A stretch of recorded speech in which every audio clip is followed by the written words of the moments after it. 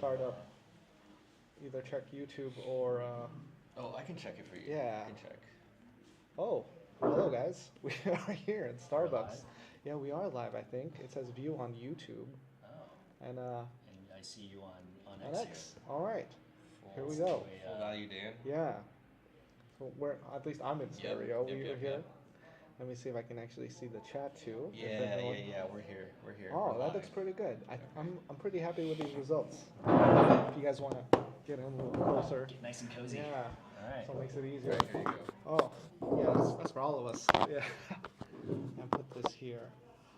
All right, so we're here, and we've been chatting about crypto and what's been going in the markets. Some of us bullish, some of us bearish, and you can make money off all of that. So I have still been shorting, and things are going really well. But if you're holding, not so great. So I want to know what everyone's moves and plans are for this market.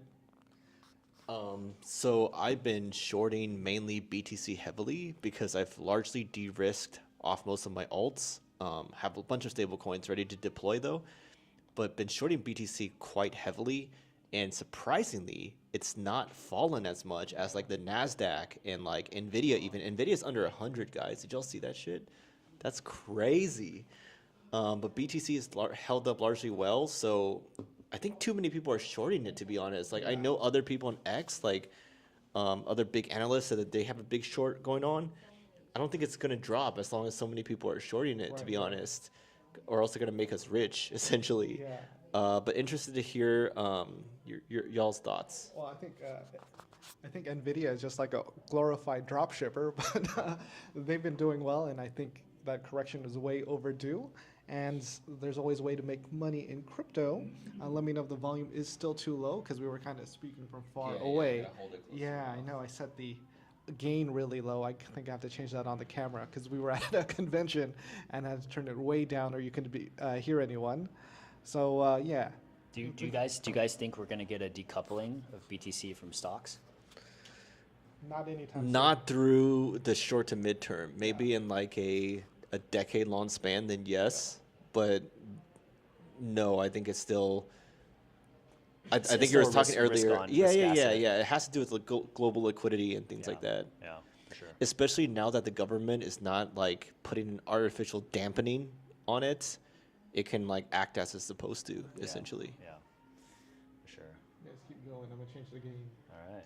But there is kind of like a government put on BTC though, in so far as like the Trump family, like Eric Trump is like all in essentially. He's gonna be like, How funny is it? He's like, I think ETH is goodbye. oh It just yeah, goes down it 30%. dropped down so much. But he was like, he's gonna be like, hey dad, I need you to pump this shit, like if it goes down too much. So I do feel like there's at least some sort of mid to long term put throughout this administration for BTC. Yeah. I think, at the end of the day, I think Trump has, it comes down also to his reputation, right?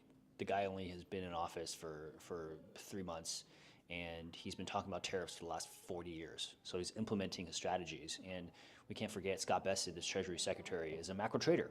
The guy literally is one of the top micro traders of the last decade. I think he worked with Stan Druckenmiller, and he really is a knowledgeable guy. And so I feel like these guys are not just going to tank the market and be like, all right, we're done with it. Cool, peace out. See you never. No, they're going to, it's short-term pain. I think they're obviously trying to refinance the debt at a more favorable rate, and to give also the Fed a little bit more room to be able to cut rates and justify the rate cutting, and hopefully with a fresh wave of liquidity coming in.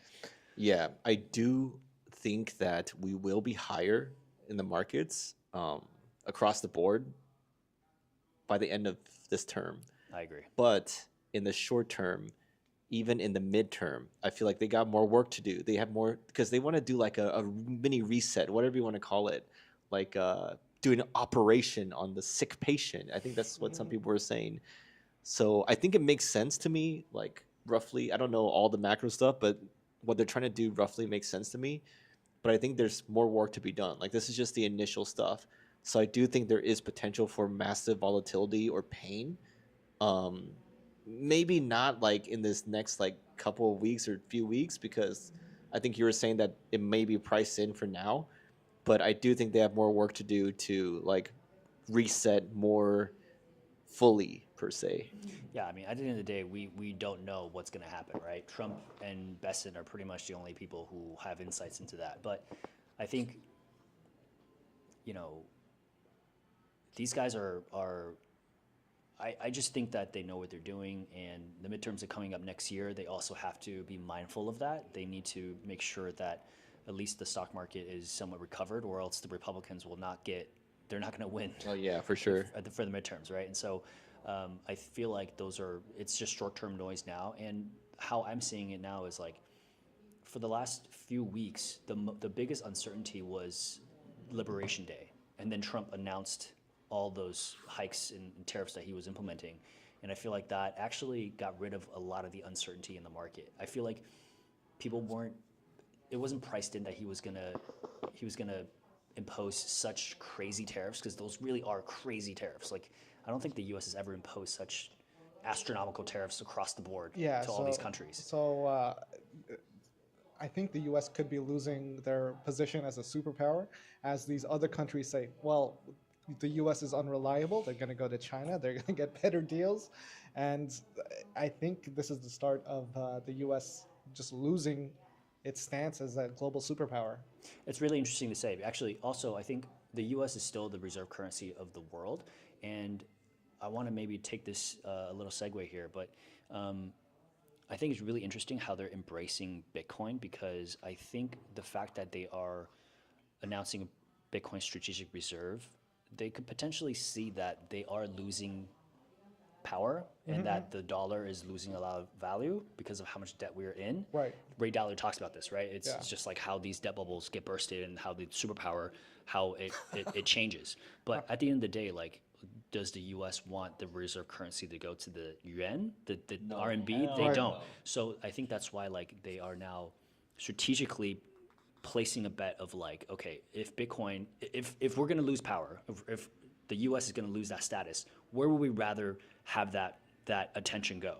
We'd Yeah. rather have it go to a neutral asset like Bitcoin versus the yuan, that's the enemy of the U.S. Yeah. So this is also a mini rabbit hole that I went on just recently. But Scott Besson, I think before he even got nominated or whatnot, he was talking about how he foresees a Bretton Woods 2.0 happening potentially in the next few years, and he would love to be like help kind of negotiate and structure that. So I was thinking, like, what would that look like? And I was like trying to do some research into it.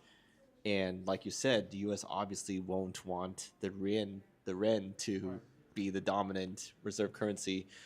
But I don't know. It's all speculation as to what that would look like. But maybe it's like a controlled agreement to kind of like restructure debt around the world, because there's like so much like global debt crisis. But and things also, like that. one more thing is that, I think the proliferation and adoption of stablecoins, especially dollar-denominated stablecoin, is insanely valuable for the dollar, because it just signals to the rest of the world that to say, hey, this is the unit of exchange that you should denominate your transactions in, which is the dollar. Right. The USDT, USDC, they are dollars, or even Athena, right? They're dollar-based stablecoins.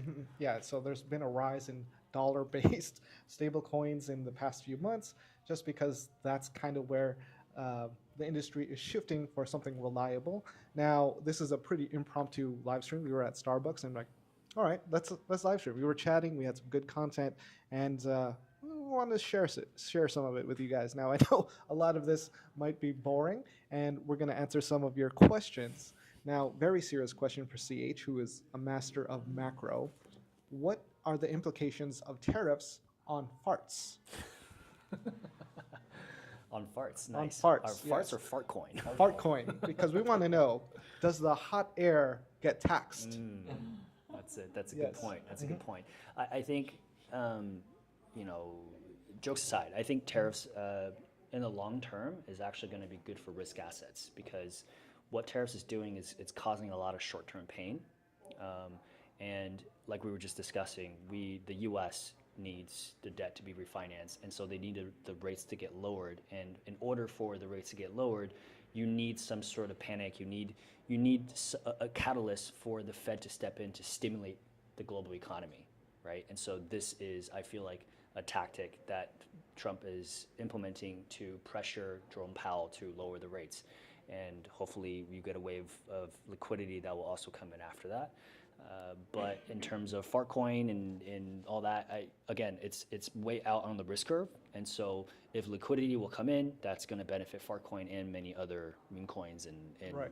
Now- highly risky assets. Yeah, now Fartcoin's only succeeding because it has such a fun community, so that's why it's getting a lot of attention, while a lot of other cryptocurrencies have been dying the last few months. If you've been watching the channel, we were bearish, have been shorting, and been having a good time. So Yeah, things actually, things are I good. want to ask you about that. Like, one way during these down markets, corrections, bear markets, whatever you want to call it, is to strategically short. And Dan has been doing quite well on that. So I want to ask you, what are you looking for when you identify like which? Because obviously you don't want to short random Right. stuff, right? Like, sure, everything goes down, but that's not a smart strategy. So Right. what do you look for?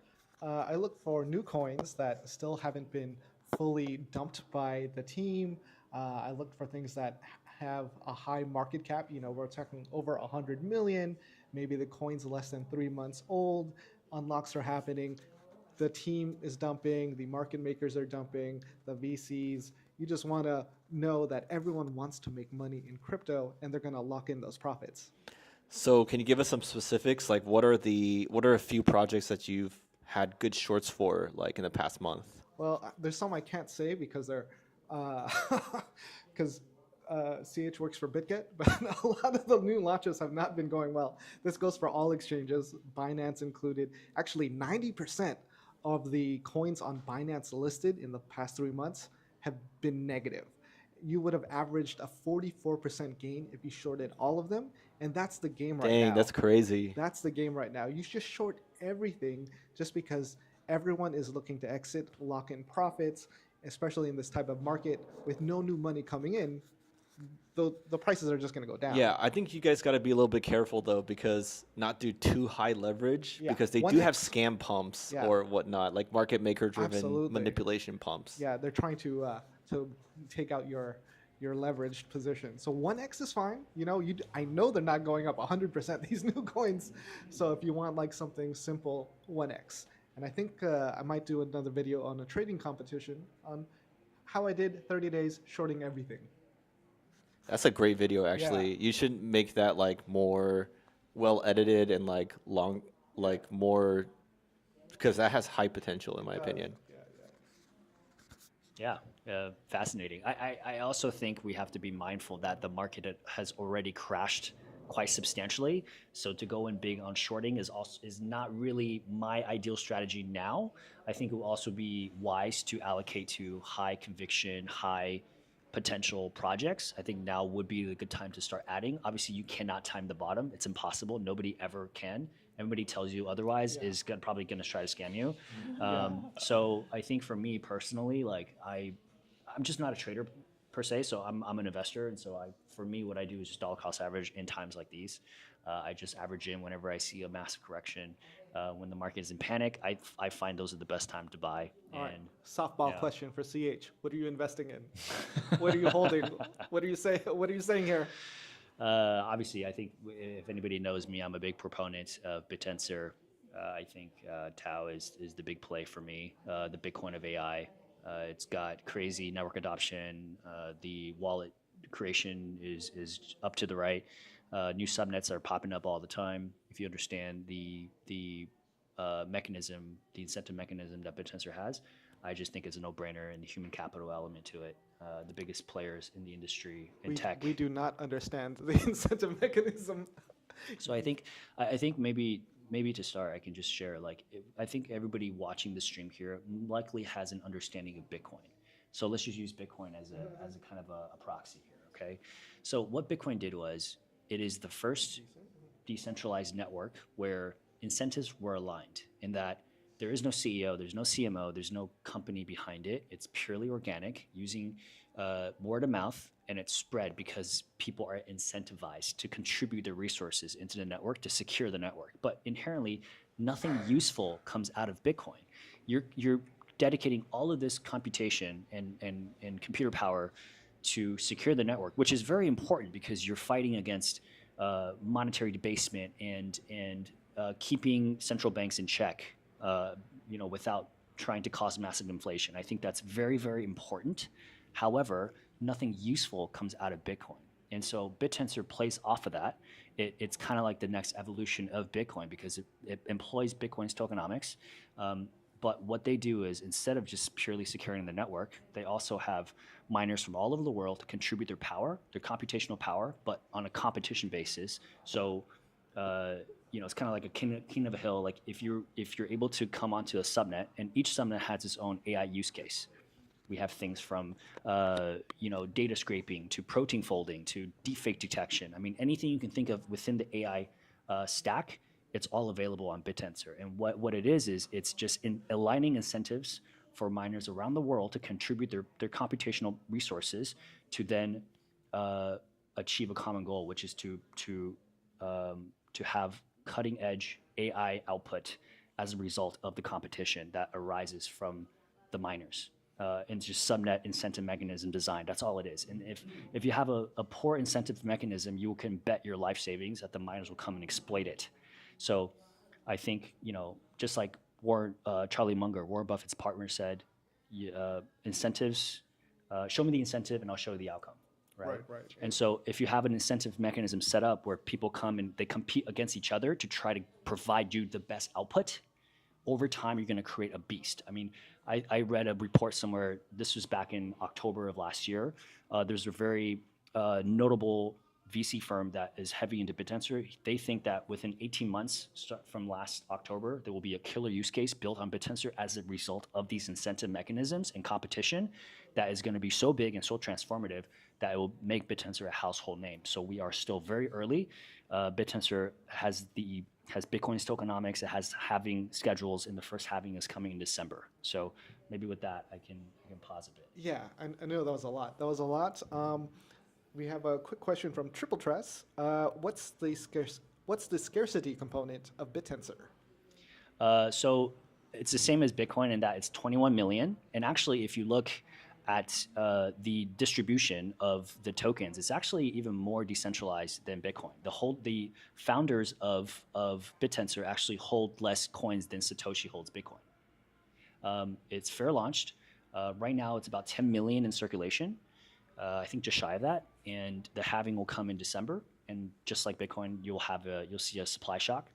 So that's coming in December. Now, for the degenerates out there, because most of us are, we want to make like 500% in an hour.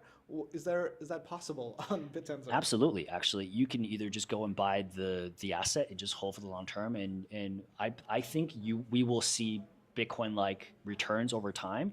But if you're more impatient, what you can also do is you can go to play the subnet games, because BitTensor has now over 80 different subnets, and each subnet has its own token.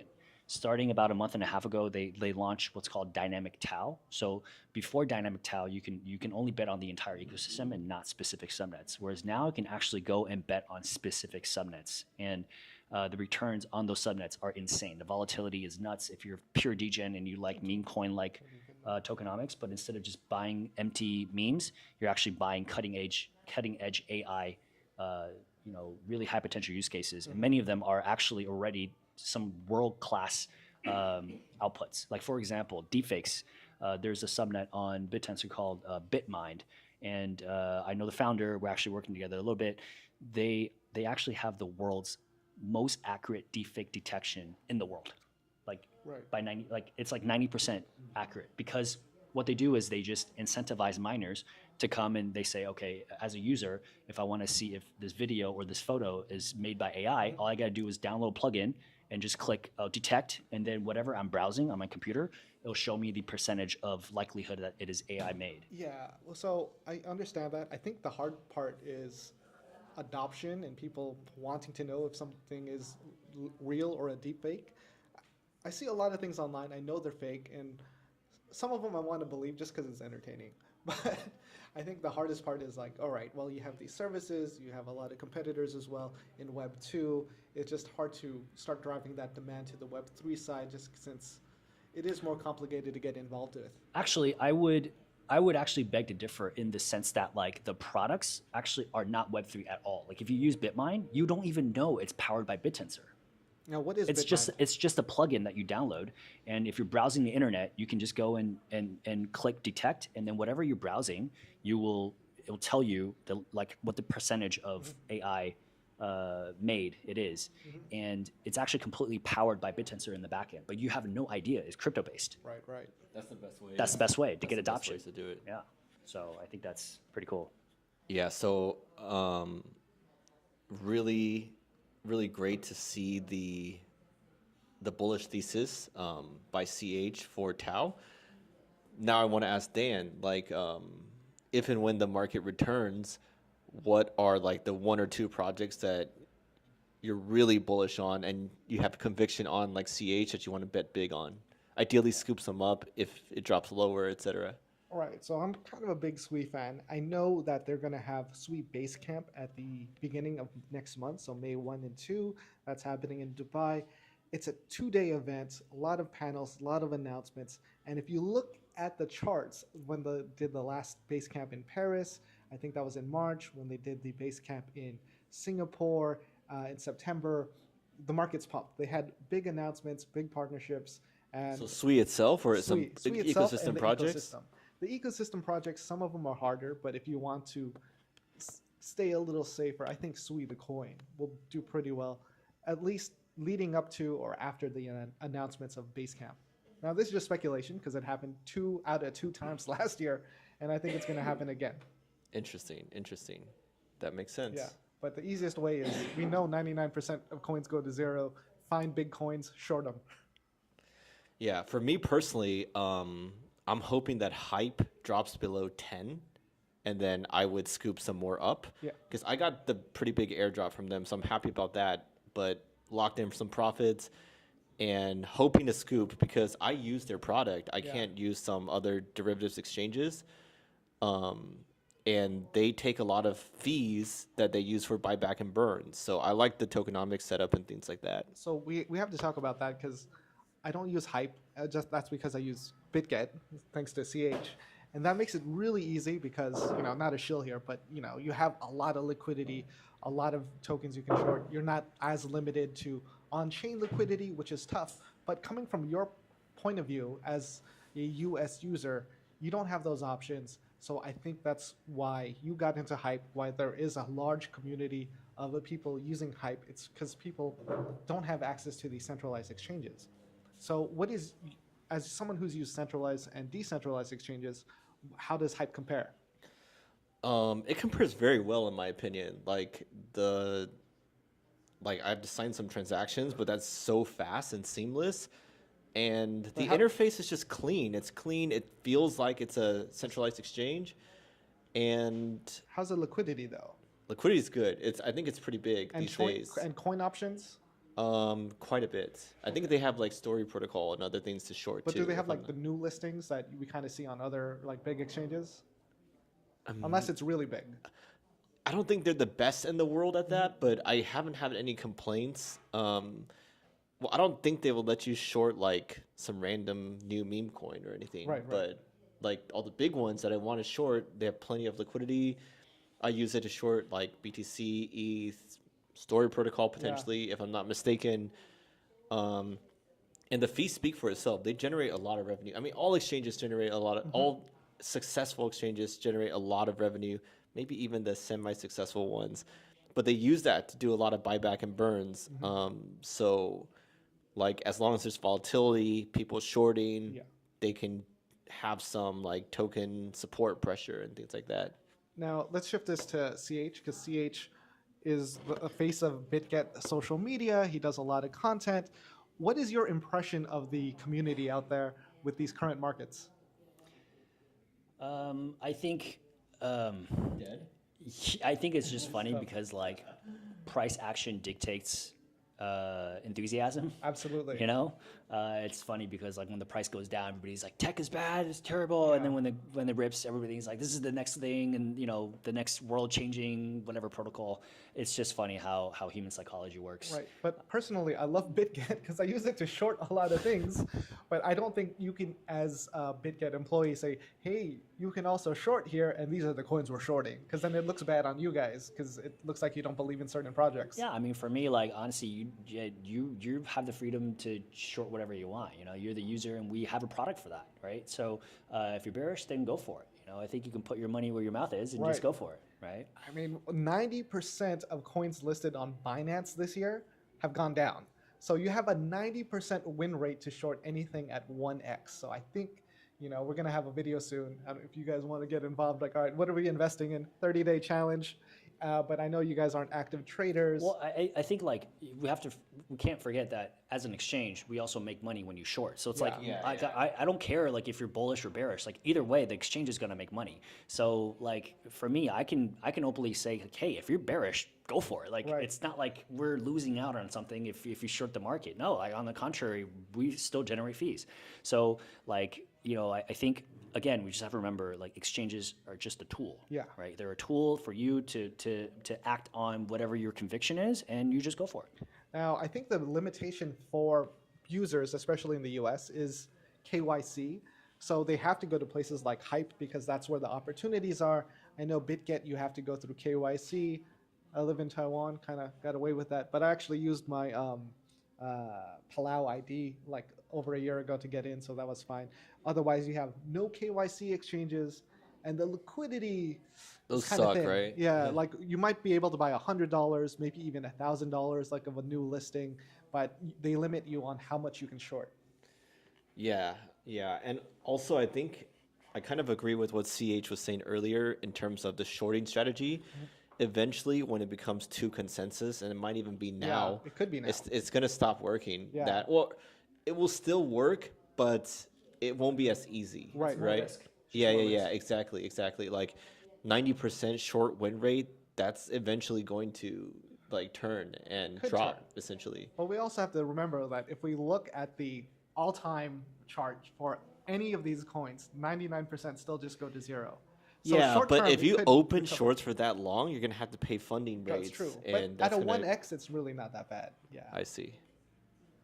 So those are my thoughts. I don't know if you guys want to share yours in the comments. I know this is an impromptu live stream and it's a little awkward because we are at Starbucks. This is a real Starbucks. Starbucks, guys. And it was a little awkward because there was some guy sitting next to us. I wish we could have panned out because we were trying to be quiet. He had headphones on and we're like, all right, let's just sit next to this guy and do a live stream. And that's what happened. So here we Public are. place. It's okay. It's a public place, but we want to grow as investors and as content creators too. We also want to grow. So our strategies are shifting in investing and creating content. I know CH makes amazing content, but I think the biggest problem is editing and getting those out there. Whereas as these live streams, just raw, share a bunch of thoughts, and you just shoot them. Yeah, agreed. This is really fun. I mean, I do live stream a lot for work, but yeah, I think this could be a good thing to get into and just share your thoughts. I think also a lot of times when you have to publicly articulate your thoughts, then you really have to go and be able to compartmentalize everything and really have everything kind of structure in a way that gives you a lot of clarity, right? I think a lot of times when you're just reading, consuming, and you're not regurgitating, you're not actually sharing. A lot of times, how do you imprint this knowledge is actually by teaching it, by sharing it. And I think this is really a good exercise for everyone to do. Also to just create more leverage for yourself. I think this is the way to go. Yeah, I think combined we have about like 25 years of crypto experience. So we have seen what works, what doesn't work, and still have like differing opinions of like what's the play, what you can do. But in crypto, you just have to stay adaptable. You have to be able to learn new things, have to change your opinion, and you got to follow that momentum. I think it's so cool to have friends like these. These are some of the most successful creators in our industry. You're welcome. And just like, it's just super cool because you really are the average of your 5 friends, right? Whoever you hang out with and you talk about. I mean, if you want to get rich, are you just going to not talk about money, right? I mean, the most successful people, the conversations that they have is always like, what are you investing in? What are you buying? Where should we put our money? Like, these are the stuff that we should openly talk about. I think there's a lot of just like in society, there's a lot of negativity about talking about money openly. I feel like that's very backwards because if you have a goal you're trying to achieve, you should definitely immerse yourself in that pursuit and share with your network to try to to help you in that pursuit, right? So I think it's always awesome to chat with these two guys, and that's why I think we wanted to have this live stream, because this is all we talk about. We just talk about how do we make more money. Yeah, because that's a thing in crypto. Everyone wants to make money, and everyone's making money in a different way. This goes to VCs, devs, projects, market makers, marketers, content creators. So it really helps to understand their incentives and the perspective. So that really helps give you a broad understanding of what's going on in investing. Yep, agreed. And I want to start doing live streams more as well on Coinsider, and I'll have these two guys on hopefully next week or the week after to chat about their theses, their what's interesting them in terms of AI, Tau, macro, shorting strategies, airdrop strategies, things like that. Yeah, and I think live streaming is just a lot easier. There's like, there's a little pressure at first, but I kind of don't care after a little bit. So we're just here hanging out, answering some of the comments we see. It kind of pops up. We kind of miss some because it's a tiny window. So, please excuse us if we miss your comments. Yeah, I think like just like what you were saying. I think like I just have such this like, I have a full-time job, and then like for me to make content consistently of the caliber that I want to make it is also like I try to, and then it's really hard to be consistent, so then I burn out, and then it just like becomes this like doom loop of like not being intimidated about it. But I feel like with something like this, you're literally just raw. You're just yourself. You be completely authentic and just share your thoughts. And this is also how I can, just like I said, I can really articulate some of the things I'm thinking about, and I think it's always good. All right, so content plans. I know we all want to grow as content creators. What's the plan this year? Experiment, try to innovate. I know that's really general stuff, but right now, like, just given the state of the economy, the markets, etc., doing the same thing just isn't the best idea, in my opinion. So, like they said, I want to try out live streams, try out other stuff, just innovate, try to make it interesting and valuable for the audience. For myself, I think I'm just going to start doing an hour live stream every day. Maybe we watch some content, we find out what's going on. Maybe we make fun of these guys. Who knows? It could be anything. I love that. Yeah, sounds good. I'll be a viewer. Yeah, because CH does a lot of spaces for BitGet, some of them interesting, some of them weird. A lot of spaces do get weird because some people don't know how to communicate effectively, where they just keep droning on, and like, you got to know your audience, who you're speaking to, and what kind of message you want to convey. And I think I've heard in some of the X spaces, maybe yours, maybe some others, where maybe it's like a young person, it could be like a young teenager too, where they're just talking about their day, and they don't mute themselves. Like after they get up on stage and speak, they don't mute themselves. You hear all this commentary. The keyboard, Mom, Mom, they're just yelling spaghetti. So I don't know, but that does make it entertaining. That could make some fun clips. Yeah, for sure. This is definitely fun. I really enjoy just this is all it is. We're just hanging out with the boys, like we're just chilling, and we just talk about our thoughts, and this is literally what we do before the camera was on. This is all we did. I would love to, we do this behind the scenes, but we can't really do this on stream because it creates enemies, where we just talk shit about other things happening in crypto because you don't want enemies. We were actually talking earlier with Kevin here, and he wanted to make some content about BitBoy, and we were like, you absolutely should. And do you want to share what you were saying? I didn't want to make some content. I was just sharing my aggressive takes on how I think people enabled him. This guy was like, you should make content on it. Yeah. People enabled him. I just saw it as bad for the space and just a bad person from the very beginning. But I don't want to say that much because he may get out of jail and like punch me at the next crypto conference. So my plan was that Kevin should absolutely get punched in the face by BitBoy because it's going to accelerate Kevin's standing. Because like, why did BitBoy punch this guy in the face while he was talking shit about him? Well, why did he do that? because BitBoy did something super dishonest. He has been dumping on his followers, this and that. I said too much now. I don't want to get punched in the face, but we're trying to convince Kevin to get punched in the face. So if you want to do that, go to Coinsider and say, yeah, make that BitBoy video. Go be sure to hit all the likes and comment Yeah. on the videos so we can get him to get punched. Yeah. Sounds good. And then we'll do a live stream about the punch, and then we'll do it in review and do Amazing. some slow motion takes, of course, because Yeah. that makes it fun. Yeah, for sure. But I think in today's age, maybe I can also share this. It's like what you guys are doing is amazing for your own personal brand. It's how you create leverage. I think one of the guys that really taught me a lot about thinking professionally is Naval Ravikant. And everything comes from compound interest. So play long-term games with long-term people. And so for me, I would just want to associate myself with people who's been through it, not just in crypto, but also through the crazy ups and downs of life, right? All the different life experiences that we always talk about, not just in crypto. Obviously, crypto is a big part of our conversation, but we're always thinking, okay, how do we get better in our lives? How do we grow? How do we, just break through, right? Those are some of the things that I'm always thinking about. I come from a very humble background. Growing up, I, was well off, and then I was in my family with some crazy times, and I think that lesson taught me a lot about life. And so for me, like, how do we just continue to grow with others that we find are on the same path? I think that is the key. So identify those folks for yourself, and that's how you're going to get better. Not just in finances and crypto, but everything, all facets in your life. Yeah, because I think we have a similar experience, as in we've round tripped, and we've learned from those mistakes, and we still try to continue to grow because there are opportunities out there. We just have to find them or create them.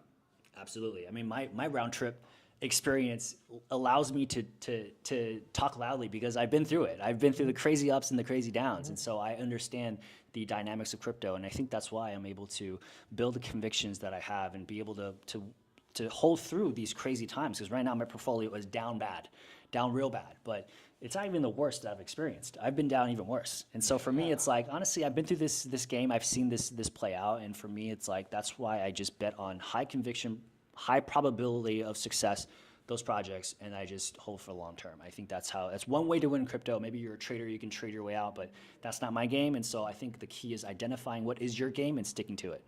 Well said. Well said. Now, we all have different strategies. We all want to succeed and make money. Now, I've shifted my investing strategies towards shorting. Now, as for content creation, I don't really make a lot because I don't take on a lot of sponsors, but I do want to. I know how much they make. These big channels, they make a lot, and I'm like, I want to do that. So that's why I'm going to do more live streams, probably just make more casual, fun content, just because I think it's good to have different perspectives on things that are happening and other content that already gets published, because we should have differing views, and there are ways to say it in a delicate way, because we have to. Because if you're too aggressive with something, then you get enemies, and then Kevin gets punched in the face. So that's the plan. Hopefully we'll make that happen.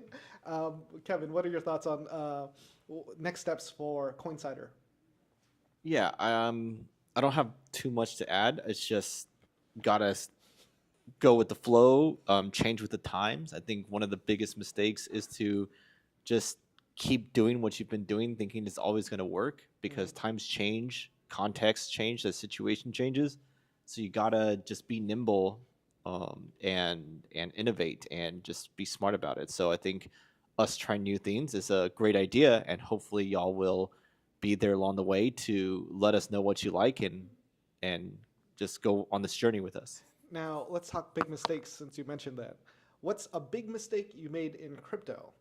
Now, I'll start with some, and it's using too much leverage. I remember when Luna was crashing, it was at $66, and I used 5x short leverage, and I got destroyed because it pumped back up, and then I missed out on all that opportunity.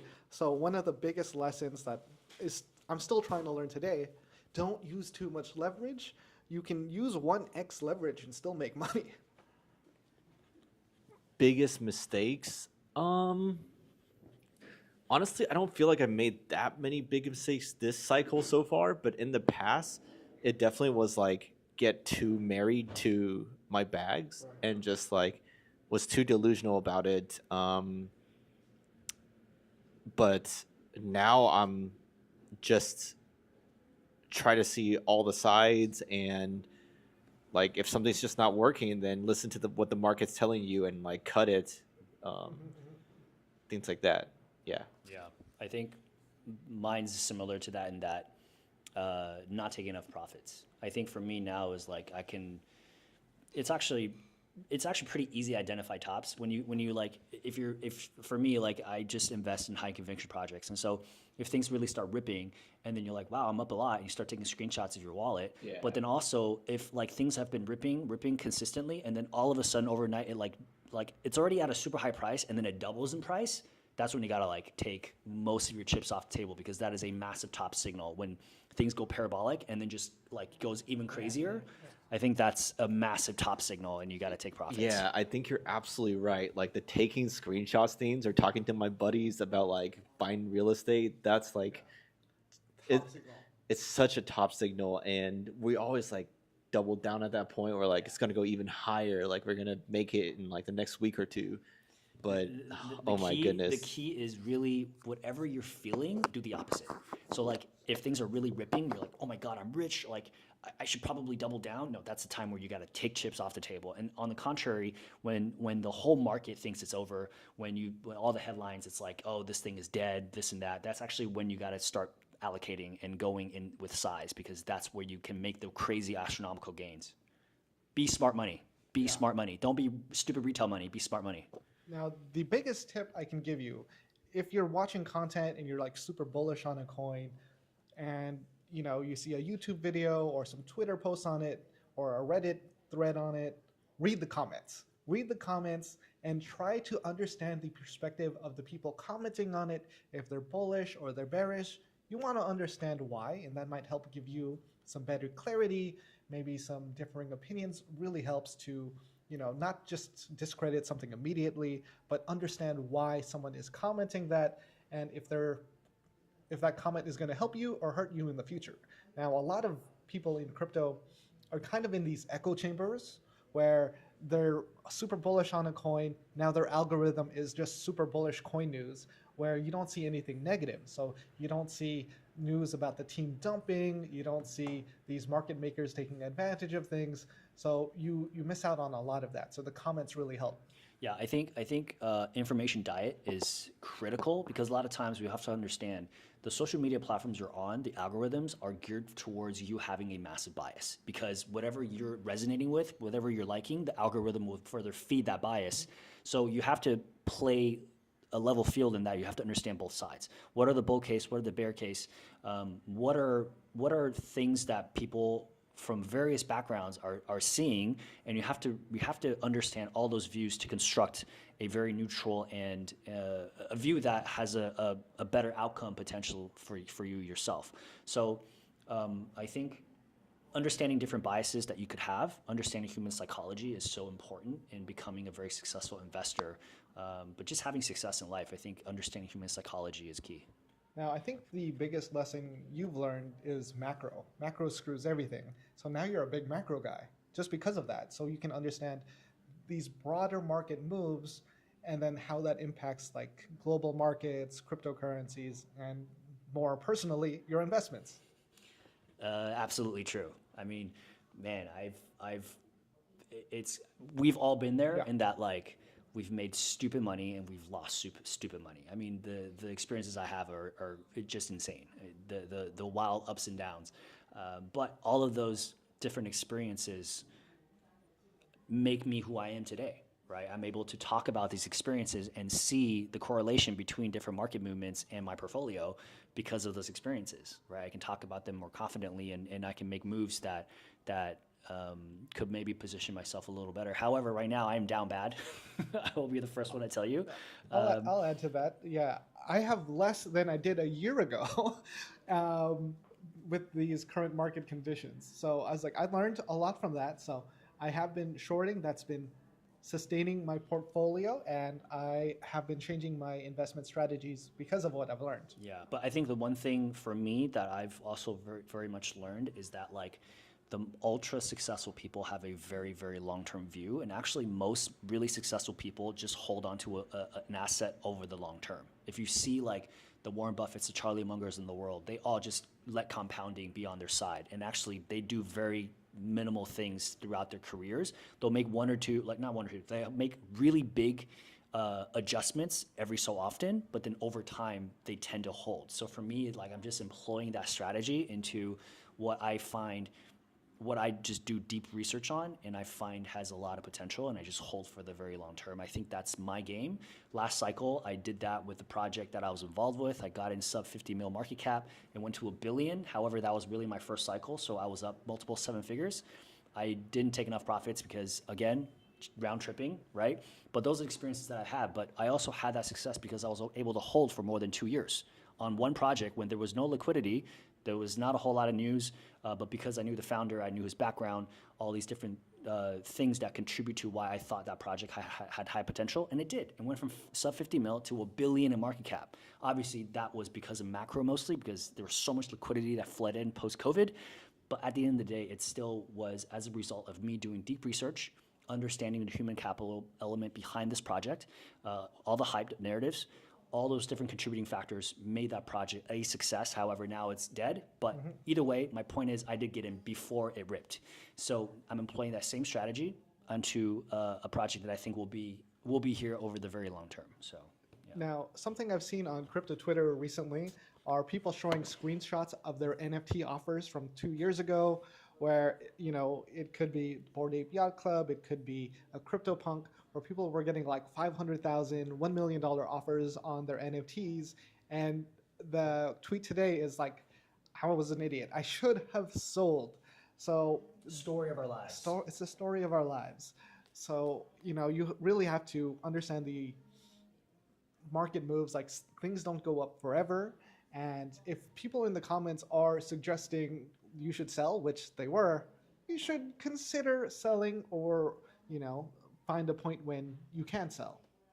Can we, honestly, I kind of want to go back and see if I can find my screenshots from like 2021 or 22 when I'm literally up like $2 million. I don't think you should do that. It's just going to make you feel bad. It's going to make me feel terrible, Yeah. but it's there. I know because I was taking screenshots. I'm just like curious to see if I actually still have these things.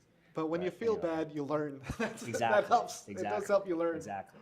Was that on your Bored Ape, or the coin you were talking about earlier? I never had NFTs. NFTs. Oh, well, okay. I had NFTs. But it was like very small and it was just buying like my friend's projects. So I went to zero. Okay. I really wasn't an NFT trader. I'll but- be Me on, neither. yeah, 99% of my NFTs went to zero.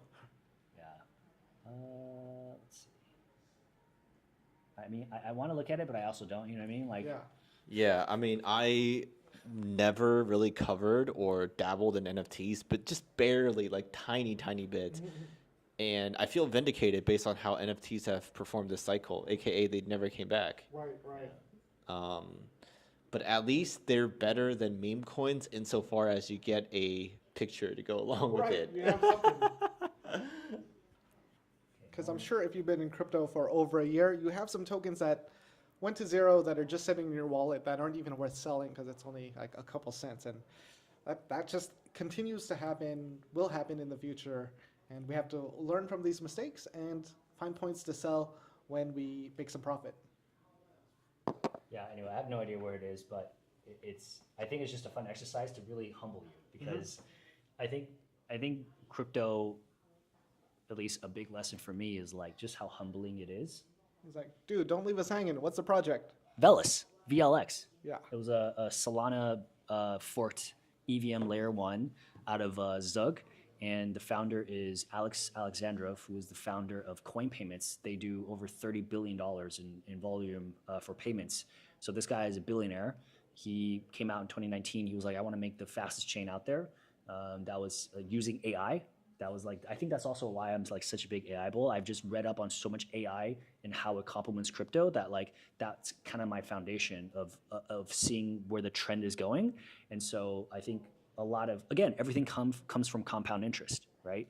So all these different experiences led me to where I am today, and we'll see how it plays out. I'm not where I was a few years ago, but I believe in the next few years I'll get back to where I was. So we can talk about these different Solana blockchains and other things like that. Yeah, you were talking about Velis. Now, a couple new Solana-based blockchains are launching or have launched recently. There's SolLayer, which uses the SVM, Solana Virtual Machine, and brings in Ethereum type liquidity. I don't fully know. I think that's what it is. And they've actually done pretty well since their launch earlier, last month. And then we have Eclipse, we have Monad coming out, and a lot of these still have that hype, but I think it's still going to be tough to get these users. It's going to be tough to get applications and to bring up their TVL because it's still a very competitive space. What do you guys think? Sorry, the question was the new blockchains and stuff? New Solana-based blockchains where they're building out these SVMs where you have the Solana speed, but then the security and tools from Ethereum. Interesting. I think I heard about something like Yeah. that. I'm not too familiar. So SolLayer is one of them. They've been doing pretty well. I got their airdrop. I sold immediately and kind of missed out on some gains there. But, 90% win rate on shorts. So you got to take those sells when you can. Yeah, no doubt. No doubt. So what do you think are the new trends coming up? As we will probably close it out soon. It's close to an hour. Yeah.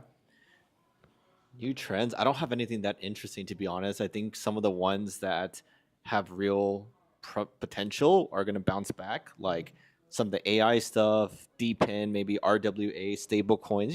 That's like boring stuff, but it's boring, but it's because it's true and they actually have some sort of product market fit. So that's my answer.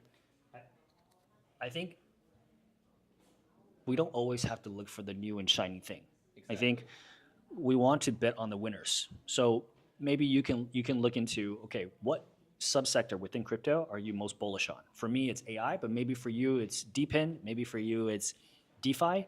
So then look at these subsectors, those narratives, and then look at the top players, because I think right now where are we at? 2 trillion overall market cap, 2 point something. Yeah. I think we're going to 50x in the next decade. So if the entire space is going to 50x or even more, why not just bet on the winners? Because winners keep winning.